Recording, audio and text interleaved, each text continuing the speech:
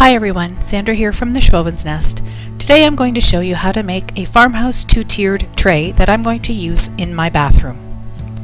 All of the items that I'm using were thrifted.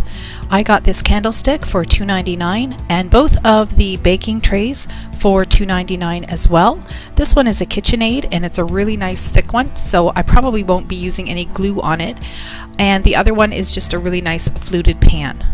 Before I actually do anything with these pieces, I just want to make sure that when they are put together that I like the look, and I am pleased with it so far.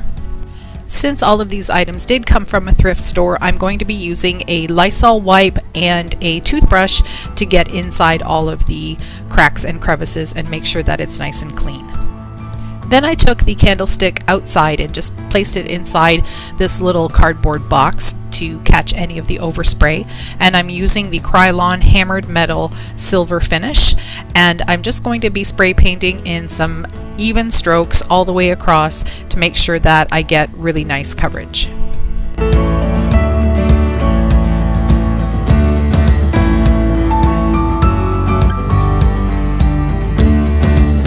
When I've got the coverage I want, it looks pretty good, so I'm just going to wait until it dries, but I'll move on to another step.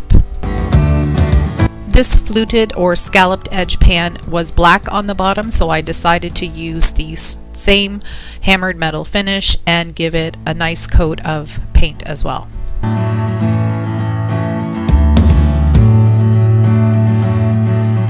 Here are both of the items fully dry. I really like the way the coverage turned out, especially on the scalloped pan.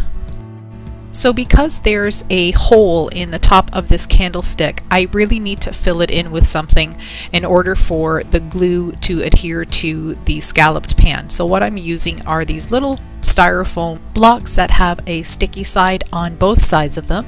I only need half the thickness, so I'm going to just be using my X-Acto knife and cutting it in half.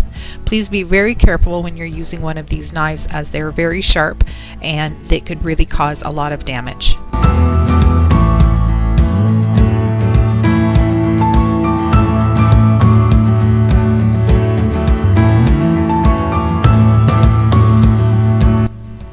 I'm just going to peel off the backing and then stick this little piece of foam inside the spot there, and then use hot glue to apply the scalloped pan.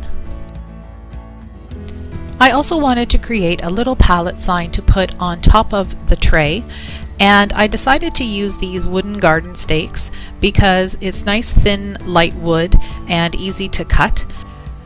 They were $1.25 for a pack of 10, and I will be using 2 of the sticks because I'm going to be cutting them in half, and I'm also going to be removing the pointed edge at the one end. I'm going to use my ruler and a pencil to just mark the lines that I want to cut, and once I've got this line marked out, I'm going to use the ruler to find the midpoint of the remainder of the sign and mark that as well.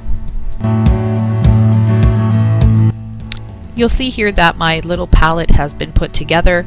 I inadvertently did not video myself gluing it together. What I did was take 2 more of the little sticks and I cut them in half and then glued them to the back using hot glue. I'm going to be using the chiffon cream and charcoal Rust-Oleum chalk paints. I use the chiffon cream to do 1 coat of coverage on the little palette. I don't mind that some of the grain is going to show through. It makes it look a little bit more rustic. I have a small piece of the sticks left over, so I'm going to cut that in half. And the reason I'm doing this is so I can make a little kickstand on the back of my sign so it can stand up easily. I know the bottom of the trays are quite slippery. I wanted to make sure that it wasn't going to fall over, so I'm just gluing 2 of the little pieces together, and then I'm going to hot glue it on the back of the pallet sign. Here you can also see how I glued the 2 sticks on the back of the pallets to hold them together. And here you can see the little sign is going to be able to stand very easily on his own. I'm going to put the word fresh on the sign, and I'm using this Rae Dunn inspirational font that I found online. I will put the link to this image in the description box below, and I'm just going to use my black Craft Smart premium oil-based paint pen that I got at Michael's.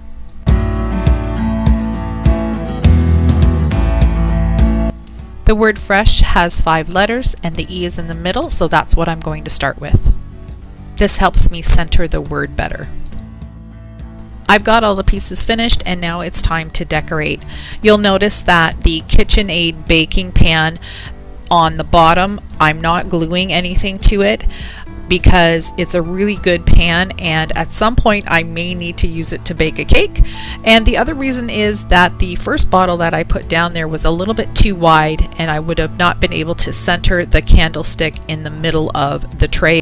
These are items that I use on a daily basis. They're makeup remover and face wash, so I like to have them easily accessible to remind me to take care of myself. I'm also using this little votive holder that had a candle in it, and I'm using the little cotton pads for it. I've got a nice piece of soap that was a Christmas gift from a friend of mine, and now I'm just adding some florals and greenery, and I'm going to play around with it until I get it to look the way I want it to. I ended up playing around with it a few different ways until I got the look that I wanted. I also ended up using a little bit of a filler for behind the tray at the very bottom, and so I used some of the white rocks from a previous project and just filled up a little container and added some greenery to it. Here's the finished look. I'm quite pleased with how it turned out. It's simple, it's a little country, and it has a perfect spot on my bathroom counter.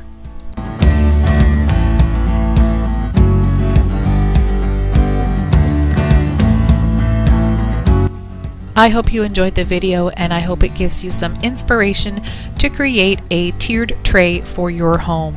You could make one for in the bathroom, such as this one.